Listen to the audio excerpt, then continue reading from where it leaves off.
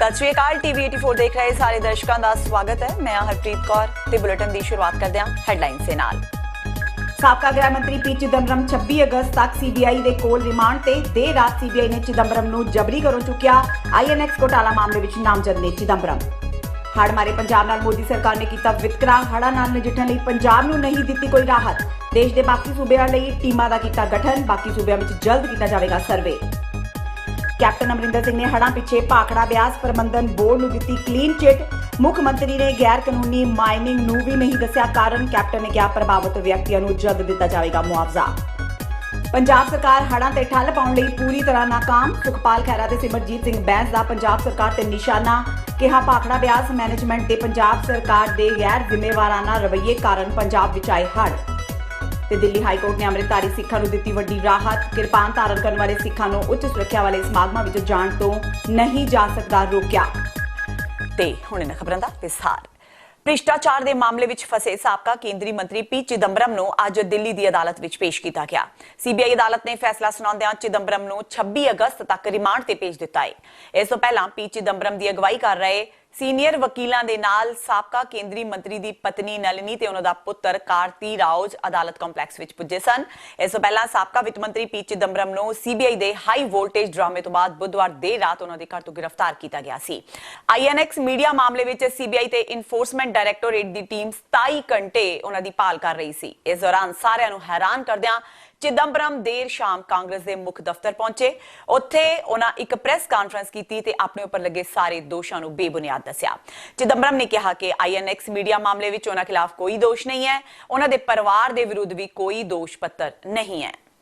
पाकिस्तान के प्रधानमंत्री इमरान खान मुताबक उन्होंने भारतीय प्रधानमंत्री नरेंद्र मोदी नाल गलबात की उम्मीद हुण लगभग खत्म हो गई है। अमरीकी अखबार न्यूयॉर्क टाइम्स नूं दित्ते इंटरव्यू विच इमरान ने भारत ते गंभीर इल्जाम लगाए ने। उन्होंने कहा कि दोवें देश परमाणु हथियारां नाल लैस ने। इस दौरान जंग का खतरा वधदा जा रहा है। भारत वालों जम्मू कश्मीर विचों धारा 370 हटाए जाने तो बाद पाकिस्तान गुस्से विच है। एक सवाल के जवाब विच पाकिस्तान पीएम ने कहा कि असी भारत नाल गलबात शुरू करने लई हर तरह की कोशिश की। इस विच कोई कमी नहीं रखी पर उन्होंने लगता है कि भारत सरकार ते पीएम किसी तरह की गलबात विच दिलचस्पी नहीं रखते। इसलिए यह कहा जा सकता है कि गलबात की उम्मीद ना दे बराबर है। इमरान ने अगे कहा कि उन्हें हर मुमकिन कोशिश की कि दोवां मुल्कां विच अमन बहाल हो जाए।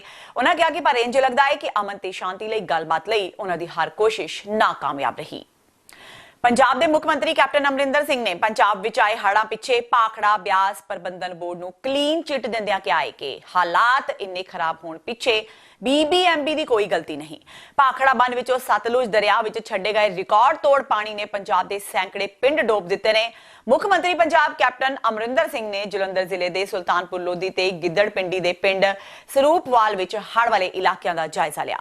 मुख्यमंत्री ने उन्हां रिपोर्टां तो इनकार किया कि यह स्थिति गैर कानूनी माइनिंग कारण हुई है। उन्होंने कहा कि अधिकारी गैर कानूनी माइनिंग नूं रोकण लई सुचेत ने। अपनी फेरी दौरान वो सिर्फ चुने हुए लोगों नूं मिले। इस हफ्ते दूजी बार हड़ां नाल प्रभावित हुए पिंडां दी जमीनी स्थिति की समीक्षा करदिआं पंजाब के मुख्यमंत्री कैप्टन अमरिंदर सिंह ने वीरवार नूं ऐलान किया कि उन्हां दी सरकार विश्व बैंक ते एशियन विकास का तकनीकी समर्थन लैंदिआं राज दीआं सारियां नदियां नूं नहरी बना देवेगी। सुल्तानपुर लोधी सब तहसील के सरूपवाल के आस पास हड़ां के पानी नाल 62 पिंड प्रभावित हुए ने। सतलुज दरिया के पानी की घाट ते विशेष गिरदावरी के मुकम्मल होंदिआं ही प्रभावित किसानों नूं बनदा मुआवजा देण दा वादा किया गया है। साडे मिनिस्टर साहब ने बड़ी सख्ती की है। आ देखो उन्हें खड़े ने।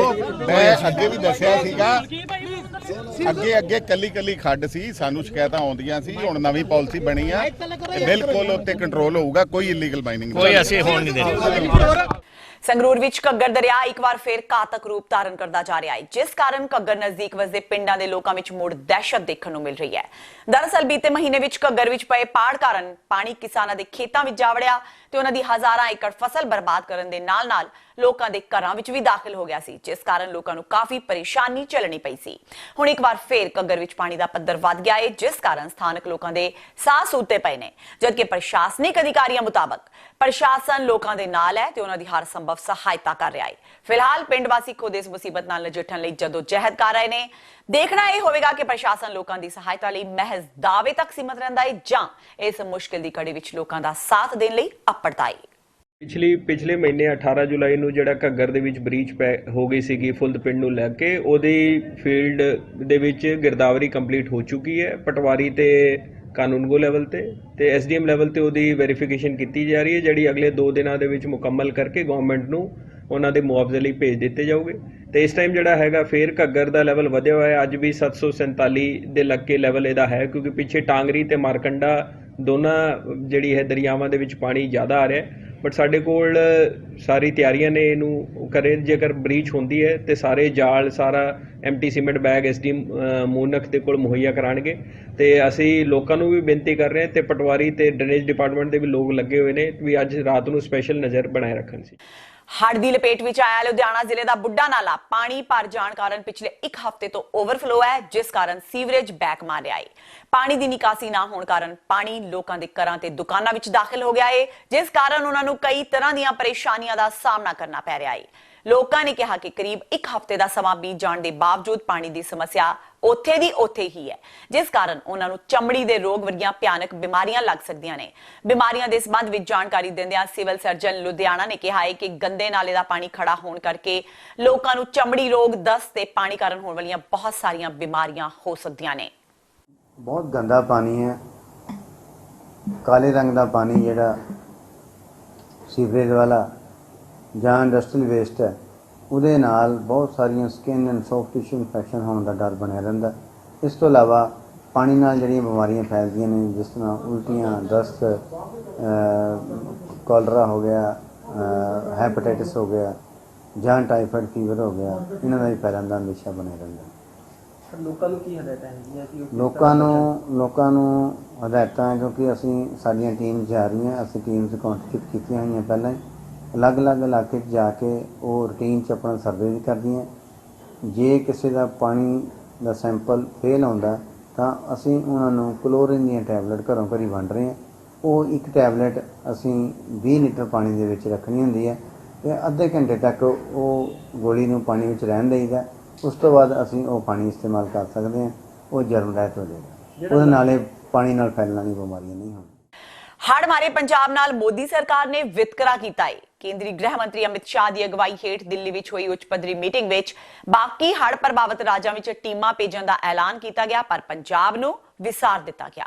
ਇਸ ਦੇ ਨਾਲ ਹੀ ਮੁੱਖ ਮੰਤਰੀ ਕੈਪਟਨ ਅਮਰਿੰਦਰ ਸਿੰਘ ਨੇ ਕੇਂਦਰ ਸਰਕਾਰ ਨੂੰ 1700 ਕਰੋੜ ਰੁਪਏ ਦੇ ਨੁਕਸਾਨ ਦੀ ਸੂਚੀ ਭੇਜਦਿਆਂ ਹੜ੍ਹ ਪ੍ਰਭਾਵਿਤ ਪੰਜਾਬ ਲਈ 1000 ਕਰੋੜ ਰੁਪਏ ਵਾਧੂ ਮੰਗੇ ਨੇ। ਇਸ ਬਾਰੇ ਕੈਪਟਨ ਨੇ ਕਿਹਾ ਕਿ ਕੇਂਦਰ ਮਦਦ ਕਰੇ ਚਾਹੇ ਨਾ, ਪਰ ਉਹ ਹੜ੍ਹ ਪ੍ਰਭਾਵਿਤ ਲੋਕਾਂ ਨੂੰ ਕੋਈ ਦਿੱਕਤ ਨਹੀਂ ਆਉਣ ਦੇਣਗੇ। ਉਹਨਾਂ ਕਿਹਾ ਕਿ ਸਰਕਾਰ ਰਾਹਤ ਕਾਰਜਾਂ ਵਿੱਚ ਜੁਟੀ ਹੋਈ ਹੈ। ਕੇਂਦਰ ਸਰਕਾਰ ਦੇ ਰਵੱਈਏ ਨੂੰ ਦੇਖਦਿਆਂ ਲੱਗਦਾ ਹੈ ਕਿ ਪੰਜਾਬ ਨੂੰ ਹੜ੍ਹਾਂ ਨਾਲ ਨਜਿੱਠਣ ਲਈ ਕੇਂਦਰੀ ਫੰਡ ਮਿਲਣੇ ਔਖੇ ਨੇ। ਸੂਤਰਾਂ ਮੁਤਾਬਕ ਬੁੱਧਵਾਰ ਨੂੰ ਦੇਸ਼ ਵਿੱਚ ਹੜ੍ਹਾਂ ਦੀ ਸਥਿਤੀ ਨਾਲ ਨਜਿੱਠਣ ਲਈ ਕੇਂਦਰੀ ਗ੍ਰਹਿ ਮੰਤਰੀ ਅਮਿਤ ਸ਼ਾਹ ਦੀ ਅਗਵਾਈ ਹੇਠ ਦਿੱਲੀ ਵਿੱਚ ਇੱਕ ਉੱਚ ਪੱਧਰੀ ਮੀਟਿੰਗ ਹੋਈ। ਇਸ ਮੀਟਿੰਗ ਵਿੱਚ ਪੰਜਾਬ ਨੂੰ ਛੱਡ ਅਸਾਮ, ਮੇਘਾਲਿਆ, ਤ੍ਰਿਪੁਰਾ, ਉੱਤਰਾਖੰਡ, ਬਿਹਾਰ, ਹਿਮਾਚਲ, ਗੁਜਰਾਤ, ਰਾਜਸਥਾਨ, ਮਹਾਰਾਸ਼ਟਰ, ਕਰਨਾਟਕਾ ਤੇ ਕੇਰਲਾ ਵਿੱਚ ਹੜ੍ਹਾਂ ਦਾ ਜਾਇਜ਼ਾ ਲੈਣ ਲਈ ਟੀਮਾਂ ਭੇਜਣ ਦਾ ਐਲਾਨ ਕੀਤਾ ਗਿਆ। हालात अच्छे नहीं है। मैं चमकौर साहब तो चले हैं, ਅਸੀਂ ਦੇਖਦੇ ਆਏ ਹਾਂ ਕਈ ਬ੍ਰੀਚਸ ਹੋਏ ਨੇ। ਜਿਹੜੀ ਵੱਡੀ ਬ੍ਰੀਚ ਆ ਸਭ ਤੋਂ ਜ਼ਿਆਦਾ, ਉਹਦੇ ਤੇ ਹੁਣ ਫੌਜ ਲੱਗੀ ਹੋਈ ਹੈ ਔਰ ਉਹ ਤੋਂ ਬਾਅਦ ਅਸੀਂ ਬਾਕੀ ਬ੍ਰੀਚਾਂ ਨੂੰ ਕਰਾਂਗੇ। ਪਾਣੀ ਥੱਲੇ ਜਾ ਰਿਹਾ, ਉੱਪਰਲੇ ਪਾਸੇ ਜਿਹੜਾ ਅਸੀਂ ਦੇਖ ਕੇ ਆਏ ਹਾਂ ਉੱਥੇ ਕਾਫੀ ਥੱਲੇ ਆ ਗਿਆ, ਉਹਦਾ ਅਸਰ ਉਰੇ ਪਹੁੰਚ ਜਾਣਾ। ਲੇਕਿਨ ਮੈਨੂੰ ਇੱਕੋ ਹੀ ਹੈ ਸ਼ੰਕਾ ਕਿ ਹੁਣ ਅਗਲੇ 2-4 ਦਿਨ ਕਿਤੇ ਬਾਰਿਸ਼ ਹੋਰ ਨਾ ਪੈ ਜਾਏ, ਉਹਦੇ ਨਾਲ ਨੁਕਸਾਨ ਹੋਊਗਾ। ਤਾਂ ਅਸੀਂ ਕੋਸ਼ਿਸ਼ ਕਰ ਰਹੇ ਹਾਂ ਕਿ ਉਸ ਤੋਂ ਪਹਿਲਾਂ ਜਿੰਨੀ ਵੀ ਬ੍ਰੀਚ ਨੂੰ ਅਸੀਂ ਕਵਰ ਕਰ ਸਕਦੇ ਹਾਂ। ਤੇ ਫੌਜ ਪੂਰੀ ਲੱਗੀ ਹੋਈ ਹੈ, ਉਹਨਾਂ ਨੂੰ ਮਟੀਰੀਅਲ ਸਾਰਾ ਮਿਲ ਗਿਆ ਔਰ ਉਹ ਹੁਣ ਪੂਰੇ ਇਸ ਕੰਮ 'ਚ ਲੱਗੇ ਨੇ। ਇਸ ਤੋਂ ਪਹਿਲਾਂ ਹਾਂ, ਮੈਂ ਉਸ ਗੱਲ ਤੇ ਆ ਰਿਹਾ, ਪਰਿਵਾਰ ਸੁਖੀ ਨੇ, ਸੇਫ ਨੇ। ਇਹਨਾਂ ਨੇ ਆਪਣੇ ਕੁਝ ਬੰਦੇ ਹਾਲੇ ਬੈਠੇ ਨੇ, ਆਪਣੇ ਘਰਾਂ ਛੱਡਣਾ ਨਹੀਂ ਚਾਹੁੰਦੇ। ਸਾਡੀ ਡਿਸਟ੍ਰਿਕਟ ਐਡਮਿਨਿਸਟ੍ਰੇਸ਼ਨ ਕੋਸ਼ਿਸ਼ ਕਰ ਰਿਹਾ ਉਹਨਾਂ ਨੂੰ ਮਨਾਉਣ ਦੀ ਕਿ ਤੁਸੀਂ ਨਿਕਲੋ ਬਾਹਰ। ਸਾਰਿਆਂ ਨੇ ਆਪਣੇ ਡੰਗਰ ਕੱਢ ਲਏ ਬਾਹਰ, ਉੱਚੀ ਜਗ੍ਹਾ 'ਚ ਆ ਗਏ ਨੇ। ਚਾਰਾ ਅਸੀਂ ਭੇਜ ਰਹੇ ਹਾਂ, ਰੋਟੀ ਪਾਣੀ ਸਾਰਾ ਆ ਰਿਹਾ ਹੈ। ਦਵਾਈਆਂ ਦੀ ਟੀਮ, ਮੈਡੀਕਲ ਟੀਮ ਜਿਹੜੇ ਘੁੰਮ ਰਹੀਆਂ ਨੇ, ਕੋਈ ਘਾਟ ਨਹੀਂ ਅਸੀਂ ਕਿਸੇ ਗੱਲ ਦੀ ਹੋਣ ਦੇਣੀ। ਸੋ ਕੈਪਟਨ ਅਮਰਿੰਦਰ ਸਾਹਿਬ, ਤੁਸੀਂ ਪ੍ਰਧਾਨ ਮੰਤਰੀ ਤੋਂ ਮੰਗ ਕੀਤੀ ਹੈ ਕਿ ਰਾਹਤ ਪੈਕੇਜ ਦੀ ਅਸੀਂ ਉਹਨਾਂ ਤੋਂ ਇੱਕ ਜਿਹੜਾ ਕਲੈਮਿਟੀ ਰਿਲੀਫ ਫੰਡ ਹੈ, ਉਹਦੇ ਡਿਜ਼ਾਸਟਰ ਰਿਲੀਫ ਫੰਡ ਤੋਂ ਅਸੀਂ ਪੈਕੇਜ ਮੰਗਿਆ। ਲੇਕਿਨ ਮੈਂ ਤੁਹਾਨੂੰ ਇੱਕ ਦੱਸਦਾ, ਚਾਹੇ ਉਹ ਆਵੇ ਜਾਂ ਨਾ ਆਵੇ, ਉਹ ਤਾਂ ਹੁਣ ਪ੍ਰਾਈਮ ਮਿਨਿਸਟਰ ਦੀ ਗੱਲ ਹੈ। ਅਸੀਂ ਕੋਈ ਪੈਸੇ ਦੀ ਘਾਟ ਇਸ ਕੰਮ ਵਾਸਤੇ ਨਹੀਂ ਹੋਣ ਦੇਣੀ। ਮੈਨੂੰ ਕੋਈ ਕੰਮ ਬੰਦ ਕਰਨੇ ਪੈਣ ਮੈਂ ਕਰ ਦੂੰਗਾ ਬੰਦ, ਲੇਕਿਨ ਉਰੇ ਇਸ ਰਿਲੀਫ ਵਾਸਤੇ ਪੂਰਾ ਪੈਸਾ ਮਿਲੇ। ਪੰਜਾਬ ਏਕਤਾ ਪਾਰਟੀ ਦੇ ਪ੍ਰਧਾਨ ਸੁਖਪਾਲ ਖਹਿਰਾ ਅੱਜ ਲੁਧਿਆਣਾ ਵਿਖੇ ਬੁੱਢੇ ਨਾਲੇ ਦਾ ਜਾਇਜ਼ਾ ਲੈਣ ਲਈ ਪਹੁੰਚੇ। ਇਸ ਮੌਕੇ ਉਹਨਾਂ ਸ਼ਿਵਪੁਰੀ ਇਲਾਕੇ ਦਾ ਦੌਰਾ ਕੀਤਾ ਤੇ ਲੋਕਾਂ ਦੀਆਂ ਮੁਸ਼ਕਿਲਾਂ ਸੁਣੀਆਂ। ਖਹਿਰਾ ਨੇ ਕਿਹਾ ਕਿ ਪੰਜਾਬ ਸਰਕਾਰ ਤੇ ਲੁਧਿਆਣਾ ਨਗਰ ਨਿਗਮ ਬੁੱਢੇ ਨਾਲੇ ਦੇ ਬੱਤਰ ਹਾਲਾਤਾਂ ਲਈ ਜ਼ਿੰਮੇਵਾਰ ਨੇ। ਉਹਨਾਂ ਕਿਹਾ ਕਿ ਪੰਜਾਬ ਸਰਕਾਰ ਹੜ੍ਹਾਂ ਤੇ ਠੱਲ ਪਾਉਣ ਲਈ ਪੂਰੀ ਤਰ੍ਹਾਂ ਨਾਕਾਮ ਸਾਬਿਤ ਹੋਈ ਹੈ। ਇਸ ਦੇ ਨਾਲ ਹੀ ਉਹਨਾਂ ਪੰਜਾਬ ਦੇ ਮੁੱਖ ਮੰਤਰੀ ਤੇ ਵੀ ਜੰਮ ਕੇ ਨਿਸ਼ਾਨੇ ਸਾਧੇ। ਸੁਖਪਾਲ ਖਹਿਰਾ ਨੇ ਕਿਹਾ ਕਿ ਜਦੋਂ ਲੋਕਾਂ ਨੂੰ ਪਾਣੀ ਦੀ ਲੋੜ ਸੀ ਉਦੋਂ ਸਤਲੁਜ ਵਿੱਚ ਪਾਣੀ ਛੱਡਿਆ ਨਹੀਂ ਗਿਆ ਤੇ ਇੱਕਦਮ ਸਤਲੁਜ ਵਿੱਚ ਪਾਣੀ ਛੱਡਣ ਕਾਰਨ ਹੜ ਜਿਹੇ ਹਾਲਾਤ ਪੈਦਾ ਕਰ ਦਿੱਤੇ ਗਏ, ਜਿਸ ਲਈ ਮੋਦੀ ਸਰਕਾਰ ਤੇ ਪੰਜਾਬ ਸਰਕਾਰ ਜ਼ਿੰਮੇਵਾਰ ਹੈ। ਉਹਨਾਂ ਕਿਹਾ ਕਿ BBMB ਨੇ ਵੀ ਆਪਣਾ ਕੰਮ ਸਹੀ ਤਰ੍ਹਾਂ ਨਹੀਂ ਕੀਤਾ। ਸੁਖਪਾਲ ਖਹਿਰਾ ਨੇ ਕਿਹਾ ਕਿ ਕਾਂਗਰਸ ਤੇ ਅਕਾਲੀ ਦਲ ਨੇ ਬੁੱਢੇ ਨਾਲੇ ਤੇ ਸਿਰਫ ਸਿਆਸਤ ਕੀਤੀ ਹੈ, ਇਸ ਦਾ ਕੋਈ ਹੱਲ ਨਹੀਂ ਕੀਤਾ।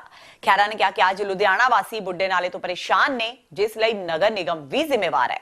ਬੁੱਢਾ ਨਾਲਾ ਨਾ ਸਿਰਫ ਸ਼ਹਿਰ ਨਿਵਾਸੀਆਂ ਵਾਸਤੇ ਨਰਕ ਹੈ, ਬਲਕਿ ਮਾਲਵੇ ਦੀ ਧਰਤੀ ਤੇ ਜਾਣ ਵਾਲਾ ਪੀਣ ਵਾਲਾ ਪਾਣੀ ਜਿਹੜਾ ਕੈਨਾਲ ਵਾਟਰ ਵਰਕਸ ਰਾਹੀਂ ਜਾਂਦਾ, ਸਾਰਾ ਬਠਿੰਡਾ, ਮਾਨਸਾ, ਫਰੀਦਕੋਟ, ਫਿਰੋਜ਼ਪੁਰ ਸਾਰਾ ਕੈਂਸਰ ਫੈਲ ਰਿਹਾ ਉੱਥੇ, ਕਿਉਂਕਿ ਇਹ ਸਾਰਾ ਬੁੱਢਾ ਨਾਲਾ ਅਨਟ੍ਰੀਟਡ ਵਾਟਰ ਸਾਰੇ ਸ਼ਹਿਰ ਦਾ, ਸਾਰੀ ਇੰਡਸਟਰੀ ਦਾ, ਸਾਰੇ ਹਸਪੀਟਲਸ ਦਾ ਕੈਰੀ ਆਊਟ ਕਰਕੇ ਵਲੀਪੁਰ ਪਿੰਡ ਦੇ ਲਾਗੇ ਜਾ ਕੇ ਇਹ ਸਤਲੁਜ ਦਰਿਆ ਵਿੱਚ ਜਦੋਂ ਡਿੱਗਦਾ ਕਾਲਾ ਪਾਣੀ, ਜ਼ਹਿਰੀਲਾ ਪਾਣੀ, ਤੇ ਉਹ ਬਿਮਾਰੀ ਫੈਲ ਰਿਹਾ। ਇਸ ਨੂੰ ਮੈਂ ਬਾਦਲ ਤੇ ਕੈਪਟਨ ਦੀ ਦੋਨਾਂ ਸਰਕਾਰਾਂ ਦੀ ਵੱਡੀ ਫੇਲੀਅਰ ਕਰਾਰ ਦਿੰਦਾ ਵਾਂ ਔਰ ਇਹਨੂੰ ਅਸੀਂ ਆਉਣ ਵਾਲੇ ਸਮੇਂ ਦੇ ਵਿੱਚ ਆਪਣੇ ਏਜੰਡੇ ਤੇ ਲੈ ਕੇ, ਅਗਰ ਸਰਕਾਰਾਂ ਨਹੀਂ ਕੁਝ ਕਰ ਸਕੀਆਂ ਤਾਂ ਯਤਨ ਕਰਾਂਗੇ ਕਿ ਅਸੀਂ ਬੁੱਢੇ ਨਾਲੇ ਦਾ ਜੋ ਗੰਦਗੀ ਪਾਈ ਜਾ ਰਹੀ ਹੈ ਪੋਲਿਊਟੈਂਟ ਯੂਨਿਟਸ ਵੱਲੋਂ ਜਾਂ ਸਰਕਾਰ ਵੱਲੋਂ ਉਹ ਬੰਦ ਕੀਤੀ ਜਾਵੇ। ਹੜ੍ਹਾਂ ਦਾ ਤਾਂ ਜੀ ਬੇਸਿਕਲੀ ਤੁਸੀਂ ਦੇਖੋਗੇ ਕਿ ਪੰਜਾਬ ਦੇ ਲੋਕਾਂ ਦਾ ਨਾ ਤਾਂ ਕੋਈ ਕਸੂਰ ਆ, ਨਾ ਇੱਥੇ ਬਾਰਿਸ਼ ਪਈ ਆ। ਇਹ ਤਾਂ ਜਿਹੜਾ ਭਾਖੜਾ ਡੈਮ ਤੋਂ ਵਾਟਰ ਰਿਲੀਜ਼ ਕੀਤਾ ਗਿਆ ਸਡਨਲੀ, ਜਦ ਪੰਜਾਬ ਦੇ ਲੋਕਾਂ ਨੂੰ, ਕਿਸਾਨਾਂ ਨੂੰ ਲੋੜ ਸੀ ਕਿ ਮਈ ਜੂਨ ਦੇ ਮਹੀਨੇ ਵਿੱਚ ਫਸਲਾਂ ਪਾਲਣ ਲਈ, ਝੋਨੇ ਦੀ ਤਿਆਰੀ ਕਰਨ ਵਾਸਤੇ ਸਾਡੀਆਂ ਨਹਿਰਾਂ ਸੁੱਕੀਆਂ ਸੀਗੀਆਂ, ਉਦੋਂ ਪਾਣੀ ਛੱਡ ਦਿੰਦੇ, ਥੋੜਾ ਥੋੜਾ ਕਰਕੇ ਰਿਲੀਜ਼ ਕਰਦੇ ਤਾਂ ਕਿ ਫਲੱਡਸ ਨਾ ਆਉਂਦੇ। ਇਹ ਸਾਰਾ ਪਾਣੀ ਗਵਰਨਮੈਂਟ ਦੀ ਨਲਾਇਕੀ ਕਰਕੇ, ਸਾਰੀਆਂ ਸਰਕਾਰਾਂ ਦੀ, ਭਾਖੜਾ ਬਿਆਸ ਮੈਨੇਜਮੈਂਟ ਬੋਰਡ ਦੀ ਨਲਾਇਕੀ ਦੇ ਕਰਕੇ ਸਾਰਾ ਫਲੱਡਸ ਆਏ ਨੇ ਔਰ ਗਵਰਨਮੈਂਟ ਆਪ ਮੰਨ ਰਹੀ ਕਿ 1700 ਕਰੋੜ ਰੁਪਏ ਦਾ ਡੈਮੇਜ ਹੋਇਆ। ਲੁਧਿਆਣਾ ਦੇ ਸ਼ਿਵਪੁਰੀ ਇਲਾਕੇ ਦੇ ਵਿੱਚ ਬੀਤੇ 5 ਦਿਨਾਂ ਤੋਂ ਗੰਦੇ ਨਾਲੇ ਦਾ ਪਾਣੀ ਬਲੌਕ ਹੋ ਕੇ ਲੋਕਾਂ ਦੇ ਘਰਾਂ ਵਿੱਚ ਦਾਖਲ ਹੋ ਗਿਆ ਹੈ, ਜਿਸ ਕਰਕੇ ਲੋਕ ਕਾਫੀ ਪਰੇਸ਼ਾਨ ਨੇ। ਅੱਜ ਸਥਾਨਕ ਲੋਕਾਂ ਨੇ ਜੰਮ ਕੇ ਸਥਾਨਕ ਕਾਂਗਰਸ ਦੇ ਵਿਧਾਇਕ ਤੇ ਕੌਂਸਲਰ ਤੇ ਆਪਣੀ ਪੜਾਸ ਕੱਢੀ। ਉੱਥੇ ਹੀ ਮੌਕੇ ਤੇ ਲੋਕਾਂ ਦੀ ਸਾਹ ਲੈਣ ਲਈ ਪੁੱਜੇ ਵਿਧਾਇਕ ਰਾਕੇਸ਼ ਪਾਂਡੇ ਦਾ ਵੀ ਲੋਕਾਂ ਨੇ ਘਿਰਾਓ ਕੀਤਾ। ਸਥਾਨਕ ਲੋਕਾਂ ਨੇ ਕਿਹਾ ਕਿ ਉਹਨਾਂ ਦੇ ਕਾਰੋਬਾਰ ਬੀਤੇ 5 ਦਿਨਾਂ ਤੋਂ ਠੱਪ ਪਏ ਨੇ, ਪਰ ਕੋਈ ਵੀ ਪ੍ਰਸ਼ਾਸਨ ਦਾ ਅਧਿਕਾਰੀ ਸਾਹ ਲੈਣ ਲਈ ਉਹਨਾਂ ਕੋਲ ਨਹੀਂ ਪਹੁੰਚਿਆ। ਉਹਨਾਂ ਕਿਹਾ ਕਿ ਇਲਾਕੇ ਦਾ ਕੌਂਸਲਰ ਵੀ ਆਪਣਾ ਮੂੰਹ ਨਹੀਂ ਦਿਖਾ ਰਿਹਾ। ਉਧਰ ਮੌਕੇ ਤੇ ਪਹੁੰਚੇ ਰਾਕੇਸ਼ ਪਾਂਡੇ ਨੇ ਕਿਹਾ ਕਿ ਇਹ ਸਮੱਸਿਆ ਸਾਰਿਆਂ ਦੀ ਹੈ, ਇਸ ਇਲਾਕੇ ਦੀ ਨਹੀਂ। ਹਾਲਾਂਕਿ ਉਹਨਾਂ ਇਸ ਦੇ ਹੱਲ ਲਈ ਕੁਝ ਵੀ ਕਹਿਣ ਤੋਂ ਇਨਕਾਰ ਕਰ ਦਿੱਤਾ, ਪਰ ਲੋਕਾਂ ਦਾ ਗੁੱਸਾ ਦੇਖਦਿਆਂ ਵਿਧਾਇਕ ਸਾਹਿਬ ਉੱਥੋਂ ਖਿਸਕਦੇ ਹੋਏ ਦਿਖਾਈ ਦਿੱਤੇ। ਇਹ ਸ਼ਿਵਪੁਰੀ ਇਲਾਕਾ ਜਿਹੜਾ ਆ ਇਹ ਡੁੱਬਰਪੁਰੀ ਇਲਾਕਾ ਬਣ ਚੁੱਕਾ ਹੈ। ਇਹ ਬਿਨਾਂ ਬਰਸਾਤ ਤੋਂ ਇਹਦੀ ਵਜ੍ਹਾ ਕੀ ਹੈ? ਇਹਦੀ ਵਜ੍ਹਾ ਕੌਂਸਲਰ, MLA, MP ਸਾਹਿਬ, ਪ੍ਰਸ਼ਾਸਨ ਅਧਿਕਾਰੀ, DC ਸਾਹਿਬ ਸਾਰੇ ਜਿਹੜੇ ਆ ਇਹਨਾਂ ਦੀ ਆਪਣੀ ਗੰਦਗੀ ਦੇ ਇਹ ਸਾਡੇ ਜ਼ਿੰਮੇਵਾਰ ਇਨਸਾਨ ਹੈ।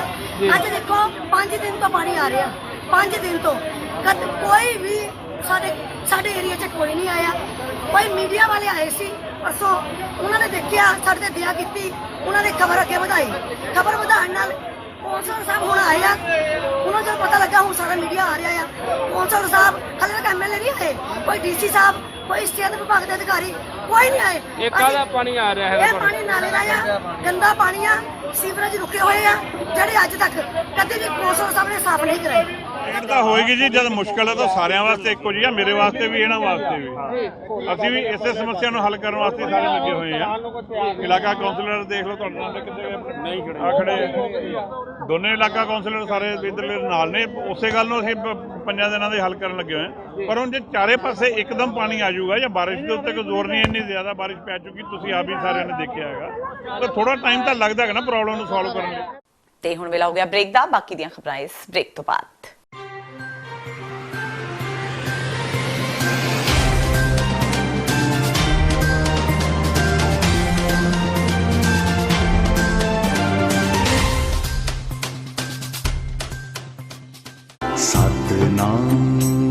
Come together to advance equity and equality on 550th birth anniversary of Guru Nanak Dev Ji. Saturday, August 31st, 2019 at National Mall, Washington DC. The following activities will take place as a part of celebrations: Shabad Kirtan, Langar, scholars and Gurmat speeches. Call us 1800 577 4510.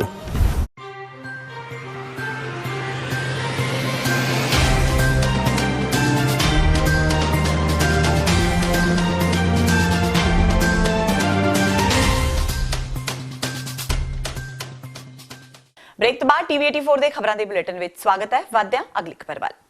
ਲੋਕ ਇਨਸਾਫ party ਦੇ ਮੁਖੀ ਤੇ ਲੁਧਿਆਣਾ ਆਤਮ ਨਗਰ ਤੋਂ ਵਿਧਾਇਕ ਸਿਮਰਜੀਤ ਸਿੰਘ ਬੈਂਸ ਨੇ ਅੱਜ ਪੱਤਰਕਾਰਾਂ ਨੂੰ ਸੰਬੋਧਨ ਕਰਦਿਆਂ ਕਿਹਾ ਕਿ ਲੋਕ ਇਨਸਾਫ ਪਾਰਟੀ ਹੜ੍ਹ ਪੀੜਤਾਂ ਦੀ ਮਦਦ ਕਰੇਗੀ। ਨਾਲ ਹੀ ਉਹਨਾਂ ਕਿਹਾ ਕਿ ਪੰਜਾਬ ਵਿੱਚ ਜੋ ਵੀ ਸਥਿਤੀ ਹੈ ਉਸ ਲਈ ਪੰਜਾਬ ਸਰਕਾਰ ਤੇ ਪਾਖੜਾ ਮੈਨੇਜਮੈਂਟ ਜ਼ਿੰਮੇਵਾਰ ਨੇ। ਨਾਲ ਉਹਨਾਂ ਇਹ ਵੀ ਕਿਹਾ ਕਿ ਪੰਜਾਬ ਵਿੱਚ ਚੱਲ ਰਹੀ ਗੈਰ ਕਾਨੂੰਨੀ ਮਾਈਨਿੰਗ ਕਰਕੇ ਵੀ ਹੜ੍ਹਾਂ ਜਿਹੇ ਹਾਲਾਤ ਪੈਦਾ ਹੋਏ ਨੇ। ਸਿਮਰਜੀਤ ਸਿੰਘ ਬੈਂਸ ਨੇ ਕਿਹਾ ਕਿ ਕੈਪਟਨ ਅਮਰਿੰਦਰ ਸਿੰਘ ਕੇਂਦਰ ਸਰਕਾਰ ਕੋਲੋਂ ਮਦਦ ਮੰਗਣ ਲਈ ਜਾ ਰਹੇ ਨੇ, ਜਦਕਿ ਖੁਦ ਪੰਜਾਬ ਦਾ ਪਾਣੀ ਰਾਜਸਥਾਨ ਨੂੰ ਮੁਫਤ ਦੇ ਰਹੇ ਨੇ, ਜਿਸ ਦੀ ਕੀਮਤ ਹੀ ਕਰੋੜਾਂ ਰੁਪਏ ਬਣਦੀ ਹੈ। ਉਹਨਾਂ ਕਿਹਾ ਕਿ ਹੜ੍ਹਾਂ ਨਾਲ ਨਜਿੱਠਣ ਲਈ ਪੰਜਾਬ ਤੇ ਮੁਫਤ ਵਿੱਚ ਪਾਣੀ ਲੈਣ ਲਈ ਰਾਜਸਥਾਨ ਅੱਗੇ ਕਿਉਂ। ਬੈਂਸ ਨੇ ਕਿਹਾ ਕਿ ਪੰਜਾਬ ਦੇ ਨਾਲ ਮਤਰੇਈ ਮਾਂ ਵਾਲਾ ਸਲੂਕ ਹੋ ਰਿਹਾ ਹੈ, ਕਿਉਂਕਿ ਕੇਂਦਰ ਸਰਕਾਰ ਵੱਲੋਂ ਹੜ੍ਹ ਪ੍ਰਭਾਵਿਤ ਇਲਾਕਿਆਂ ਦਾ ਜਾਇਜ਼ਾ ਲੈਣ ਲਈ ਵੱਖ-ਵੱਖ ਟੀਮਾਂ ਦਾ ਗਠਨ ਕੀਤਾ ਗਿਆ, ਪਰ ਪੰਜਾਬ ਲਈ ਟੀਮ ਦਾ ਗਠਨ ਨਹੀਂ ਹੋਇਆ। ਬੈਂਸ ਨੇ ਇਹ ਵੀ ਕਿਹਾ ਕਿ ਪੰਜਾਬ ਵਿੱਚ ਹੋ ਰਹੀ ਗੈਰ ਕਾਨੂੰਨੀ ਮਾਈਨਿੰਗ ਵੀ ਹੜ੍ਹ ਜਿਹੇ ਹਾਲਾਤ ਪੈਦਾ ਹੋਣ ਦਾ ਇੱਕ ਵੱਡਾ ਕਾਰਨ ਹੈ। ਸੋ ਅਸੀਂ ਇਹ ਸਾਰੀ ਡਿਸਕਸ਼ਨ ਤੋਂ ਬਾਅਦ ਫੈਸਲਾ ਲਿਆ ਕਿ ਜਿਹੜੇ ਹੜ੍ਹ ਪੀੜਤ ਇਲਾਕੇ ਹੈਗੇ ਉੱਥੇ ਲੋਕ ਇਨਸਾਫ ਪਾਰਟੀ ਦੇ ਸਾਡੇ ਸਥਾਨਕ ਯੂਨਿਟ ਅਸੀਂ ਵੀ ਸਾਰੇ ਨਾਲ ਜਾਵਾਂਗੇ।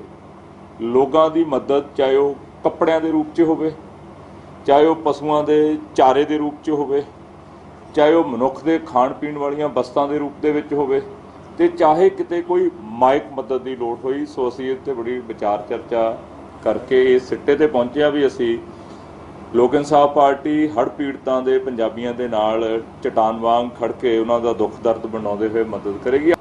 ਅੱਜ ਪੰਜਾਬ ਦੇ ਅੰਦਰ ਹੜ੍ਹਾਂ ਦੇ ਨਾਲ ਹੋਏ ਨੁਕਸਾਨ ਵਾਸਤੇ ਮੁੱਖ ਮੰਤਰੀ ਕੈਪਟਨ ਅਮਰਿੰਦਰ ਸਿੰਘ ਮੋਦੀ ਸਰਕਾਰ ਦੀਆਂ ਮਿੰਨਤਾਂ ਕਰ ਰਹੇ ਆ। ਉਹ ਕਹਿ ਰਿਹਾ ਕਿ 1500 ਕਰੋੜ ਦਾ 1800 2000 ਕਰੋੜ ਦਾ ਨੁਕਸਾਨ ਹੋ ਗਿਆ, ਸਾਨੂੰ ਪੈਸੇ ਦਿਓ। ਜੇ ਕੈਪਟਨ ਅਮਰਿੰਦਰ ਸਿੰਘ ਕਾਨੂੰਨ ਅਨੁਸਾਰ ਪਾਣੀ ਦੀ ਕੀਮਤ ਦਾ ਬਿੱਲ ਬਣਾ ਕੇ ਜਦੋਂ ਮੁੱਖ ਮੰਤਰੀ ਬਣੇ, ਜਿਹੜੇ ਆਪਣੇ ਆਪ ਨੂੰ ਪਾਣੀਆਂ ਦੇ ਰਾਖੇ ਕਹਾਉਂਦੇ ਆ, ਜੇ ਪਾਣੀ ਦੀ ਕੀਮਤ ਦਾ ਬਿੱਲ ਬਣਾ ਕੇ ਭੇਜਿਆ ਹੁੰਦਾ ਤੇ ਇੱਕ ਸਾਲ ਦਾ ਤਕਰੀਬਨ 32,000 ਕਰੋੜ ਰੁਪਏ ਦਾ ਪਾਣੀ ਰਾਜਸਥਾਨ ਨੂੰ ਜਾ ਰਿਹਾ। 16 ਲੱਖ ਕਰੋੜ ਇਕੱਠਾ ਨਹੀਂ ਸੀ ਦੇ ਸਕਦਾ, ਉਹ ਕਿਸ਼ਤਾਂ 'ਚ ਦਿੰਦਾ ਸਾਨੂੰ। ਜੇ ਹਰਿਆਣੇ ਵਾਲੇ ਦਿੱਲੀ ਤੋਂ ਨਹਿਰੀ ਪਾਣੀ ਦੀ ਕੀਮਤ ਕਿਸ਼ਤਾਂ ਦੇ ਵਿੱਚ ਲੈ ਸਕਦੇ ਆ, ਫਿਰ ਅਸੀਂ ਕਿਉਂ ਨਹੀਂ। ਦਿੱਲੀ ਵਿਖੇ ਸ਼੍ਰੀ ਗੁਰੂ ਰਵਿਦਾਸ ਮੰਦਿਰ ਤੋੜਨ ਦਾ ਮਾਮਲਾ ਲਗਾਤਾਰ ਤੂਲ ਫੜਦਾ ਜਾ ਰਿਹਾ ਹੈ। ਅੱਜ ਫਿਰ ਤੋਂ ਹੁਸ਼ਿਆਰਪੁਰ ਦੇ ਪ੍ਰਭਾਤ ਚੌਂਕ ਵਿੱਚ ਵੱਖ-ਵੱਖ ਰਵਿਦਾਸ ਭਾਈਚਾਰੇ ਵੱਲੋਂ ਪ੍ਰਦਰਸ਼ਨ ਕੀਤਾ ਗਿਆ। ਜਾਣਕਾਰੀ ਮੁਤਾਬਕ ਇਸ ਪ੍ਰਦਰਸ਼ਨ ਦਾ ਮੁੱਖ ਕਾਰਨ ਬੀਤੇ ਦਿਨ ਦਿੱਲੀ ਵਿਖੇ ਰਾਮਲੀਲਾ ਮੈਦਾਨ ਵਿੱਚ ਕੀਤੇ ਗਏ ਰਵਿਦਾਸ ਭਾਈਚਾਰੇ ਵੱਲੋਂ ਵਿਰੋਧ ਦੌਰਾਨ ਪੁਲਿਸ ਵੱਲੋਂ ਕੀਤੇ ਗਏ ਲਾਠੀਚਾਰਜ ਤੇ ਲੋਕਾਂ ਨੂੰ ਹਿਰਾਸਤ ਵਿੱਚ ਲੈਣ ਤੇ ਅੱਜ ਹੁਸ਼ਿਆਰਪੁਰ ਦੇ ਪ੍ਰਭਾਤ ਚੌਂਕ ਵਿੱਚ ਧਰਨਾ ਪ੍ਰਦਰਸ਼ਨ ਕੀਤਾ ਗਿਆ। ਰਵਿਦਾਸ ਭਾਈਚਾਰੇ ਦਾ ਕਹਿਣਾ ਹੈ ਕਿ ਪਿਛਲੇ ਦਿਨੀ ਜਿਹੜਾ ਰਵਿਦਾਸ ਮੰਦਿਰ ਤੋੜਿਆ ਗਿਆ ਸੀ, ਜੇਕਰ ਉਸ ਨੂੰ ਜਲਦੀ ਨਾ ਬਣਵਾਇਆ ਗਿਆ ਤਾਂ ਦਲਿਤ ਭਾਈਚਾਰੇ ਨਾਲ ਸੰਬੰਧ ਰੱਖਣ ਵਾਲੇ MP ਦੀ ਰਿਹਾਇਸ਼ ਦਾ ਘਿਰਾਓ ਕੀਤਾ ਜਾਵੇਗਾ। ਉਹਨਾਂ ਇਸ ਸੰਬੰਧ ਵਿੱਚ ਹੁਸ਼ਿਆਰਪੁਰ ਦੇ ਨਾਇਬ ਤਹਿਸੀਲਦਾਰ ਨੂੰ ਵੀ ਮੰਗ ਪੱਤਰ ਸੌਂਪਿਆ। ਤੁਹਾਨੂੰ ਸਾਰਿਆਂ ਨੂੰ ਪਤਾ ਹੈ ਕਿ ਪਿਛਲੇ ਕਾਫੀ ਦਿਨਾਂ ਤੋਂ ਇੱਕ ਨਿਊਜ਼ ਚੱਲ ਰਹੀ ਹੈ ਕਿ ਤੁਗਲਕਾਬਾਦ ਸ਼੍ਰੀ ਗੁਰੂ ਰਵਿਦਾਸ ਮੰਦਿਰ ਜੋ ਤੋੜਿਆ ਗਿਆ, ਉਹਦੇ ਸੰਬੰਧ ਵਿੱਚ ਇਹ ਦਲਿਤ ਸਮਾਜ ਵੱਲੋਂ ਜਿਹੜਾ ਹੈਗਾ ਆ ਇਹ ਇਕੱਠ ਕੀਤਾ ਗਿਆ ਸੀਗਾ। ਤੁਗਲਕਾਬਾਦ ਦਿੱਲੀ ਵਿਖੇ ਜਿਹੜਾ ਗੁਰਦੁਆਰਾ ਸੁਪਰੀਮ ਕੋਰਟ ਦੁਆਰਾ ਜਿਹੜਾ ਢਾਇਆ ਗਿਆ, ਜਦ ਕਿ 600 ਸਾਲ ਪੁਰਾਣਾ ਇਤਿਹਾਸ ਖਤਮ ਕਰਨ ਦੀ ਇਹ RSS ਔਰ BJP ਦੀ ਜਿਹੜੀ ਇਹ ਚਾਲ ਆ। ਸੋ ਇਹ ਦਲਿਤ ਸਮਾਜ ਸਿੱਖ ਜਥੇਬੰਦੀਆਂ ਸਾਰੀਆਂ ਰਲ ਕੇ ਇਹ ਜਿਹੜੀਆਂ ਪ੍ਰੋਟੈਸਟ ਕਰ ਰਹੀਆਂ ਔਰ ਰਹਿੰਦੇ ਟਾਈਮ ਤੱਕ ਕਰਨਗੀਆਂ ਜਦੋਂ ਤੱਕ ਕਿ ਸਾਨੂੰ ਇਨਸਾਫ ਨਹੀਂ ਮਿਲਦਾ। ਸੋ ਦਿੱਲੀ ਦੇ ਵਿੱਚ ਜੋ ਲਾਠੀ ਚਾਰਜ ਕੀਤਾ ਗਿਆ, ਦਲਿਤ ਭਰਾਵਾਂ ਦੇ ਜਿਹੜੀਆਂ ਲਾਠੀਆਂ ਬਰੀਆਂ ਆ, ਉਹਦਾ ਜਿਹੜਾ ਹੈਗਾ ਆ ਅਸੀਂ ਇਨਸਾਫ ਮੰਗ ਰਹੇ ਆ। ਜੋ CRPF ਦੁਆਰਾ ਦਿੱਲੀ ਪੁਲਿਸ ਦੁਆਰਾ ਜੋ ਲਾਠੀਆਂ ਬਰਸਾਈਆਂ ਗਈਆਂ, ਉੱਥੇ ਇਹ ਵੀ ਸੁਣਨ ਚ ਆਇਆ ਕਿ ਗੋਲੀ ਵੀ ਚਲਾਈ ਆ। ਸੋ ਅਸੀਂ ਰਾਸ਼ਟਰਪਤੀ ਕੋ ਅੱਜ ਮੰਗ ਪੱਤਰ ਵੀ ਭੇਜ ਰਹੇ ਹਾਂ। ਰਾਸ਼ਟਰਪਤੀ ਦਲਿਤ ਹੋਣ ਦੇ ਨਾਤੇ ਉਸ ਰਾਸ਼ਟਰਪਤੀ ਤੋਂ ਮੰਗ ਕਰਦੇ ਹਾਂ ਕਿ ਦਲਿਤ ਸਮਾਜ ਨੂੰ, ਜਿਹੜੇ 40 ਕਰੋੜ ਦਲਿਤ ਇੱਥੇ ਰਹਿ ਰਹੇ ਆ, ਉਹਨਾਂ ਨੂੰ ਇਨਸਾਫ ਚਾਹੀਦਾ। ਜੇਕਰ ਉਹਨਾਂ ਨੂੰ ਇਨਸਾਫ ਨਹੀਂ ਮਿਲਿਆ ਤੇ ਅਸੀਂ ਜਿਹੜੀ ਤਿਆਰੀ ਆ 131 ਦਲਿਤ MP ਆ ਜਿਹੜੇ ਪੂਰੇ ਆਲ ਓਵਰ ਇੰਡੀਆ ਵਿੱਚ, ਉਹਨਾਂ ਨੂੰ ਘੇਰਨ ਦੀ ਤਿਆਰੀ ਆਪਾਂ ਅੱਜ ਤੋਂ ਆਰੰਭ ਦਿੱਤੀ ਆ, ਜਿਹਦੀ ਕਿ ਆਵਾਜ਼ ਤੁਹਾਨੂੰ ਬਹੁਤ ਜਲਦ ਦਿੱਲੀ ਦੀ ਸੰਸਦ ਦੇ ਵਿੱਚ ਵੀ ਸੁਣਨ ਨੂੰ ਮਿਲੇਗੀ। ਉਧਰ ਦਿੱਲੀ ਦੇ ਰਾਮਲੀਲਾ ਗਰਾਊਂਡ ਵਿੱਚ ਰਵਿਦਾਸ ਭਾਈਚਾਰੇ ਵੱਲੋਂ ਬੁੱਧਵਾਰ ਨੂੰ ਰੋਸ ਪ੍ਰਦਰਸ਼ਨ ਕੀਤਾ ਗਿਆ ਸੀ। ਇਸ ਪ੍ਰਦਰਸ਼ਨ ਵਿੱਚ ਸ਼ਾਮਿਲ ਹੋਣ ਲਈ ਜਲੰਧਰ ਤੋਂ ਕਾਂਗਰਸ ਦੇ ਸੰਸਦ ਮੈਂਬਰ ਚੌਧਰੀ ਸੰਤੋਖ ਸਿੰਘ ਵੀ ਪਹੁੰਚੇ ਸਨ। ਜਿਵੇਂ ਹੀ ਚੌਧਰੀ ਸੰਤੋਖ ਸਿੰਘ ਸਟੇਜ ਵੱਲ ਪਹੁੰਚੇ ਤਾਂ ਭੀਮ ਸੈਨਾ ਦੇ ਕੁਝ ਆਗੂਆਂ ਨੇ ਉਹਨਾਂ ਨੂੰ ਰੋਕ ਦਿੱਤਾ ਤੇ ਪ੍ਰਦਰਸ਼ਨ ਵਿੱਚ ਸ਼ਾਮਿਲ ਨਹੀਂ ਹੋਣ ਦਿੱਤਾ। ਇਸ ਦੌਰਾਨ ਕੁਝ ਸਮੇਂ ਤੱਕ ਚੌਧਰੀ ਦੀ ਪ੍ਰਦਰਸ਼ਨ ਵਿੱਚ ਬੈਠੇ ਆਗੂਆਂ ਨਾਲ ਬਹਿਸਬਾਜ਼ੀ ਹੋਈ, ਪਰ ਜਦੋਂ ਕੋਈ ਗੱਲ ਨਾ ਬਣੀ ਤਾਂ ਉਹ ਉੱਥੋਂ ਚੱਲਦੇ ਬਣੇ। ਦੱਸਣਯੋਗ ਹੈ ਕਿ ਬੀਤੇ ਦਿਨੀ ਦਿੱਲੀ ਦੇ ਰਾਮਲੀਲਾ ਗਰਾਊਂਡ ਵਿੱਚ ਵੱਡੀ ਗਿਣਤੀ ਵਿੱਚ ਰਵਿਦਾਸ ਭਾਈਚਾਰੇ ਵੱਲੋਂ ਰੋਸ ਪ੍ਰਦਰਸ਼ਨ ਕੀਤਾ ਗਿਆ ਸੀ, ਜਿਸ ਵਿੱਚ ਚੌਧਰੀ ਸੰਤੋਖ ਸਿੰਘ, ਕੈਬਨਿਟ ਮੰਤਰੀ ਚਰਨਜੀਤ ਸਿੰਘ ਚੰਨੀ ਤੇ ਵਿਧਾਇਕ ਸੁਸ਼ੀਲ ਰਿੰਕੂ ਸ਼ਾਮਿਲ ਹੋਣ ਗਏ ਸਨ। ਪਰ ਚੌਧਰੀ ਨੂੰ ਭੀਮ ਸੈਨਾ ਨੇ ਨਾ ਹੀ ਸਟੇਜ ਤੇ ਚੜ੍ਹਨ ਦਿੱਤਾ ਤੇ ਨਾ ਹੀ ਪ੍ਰਦਰਸ਼ਨ ਵਿੱਚ ਸ਼ਾਮਿਲ ਹੋਣ ਦਿੱਤਾ।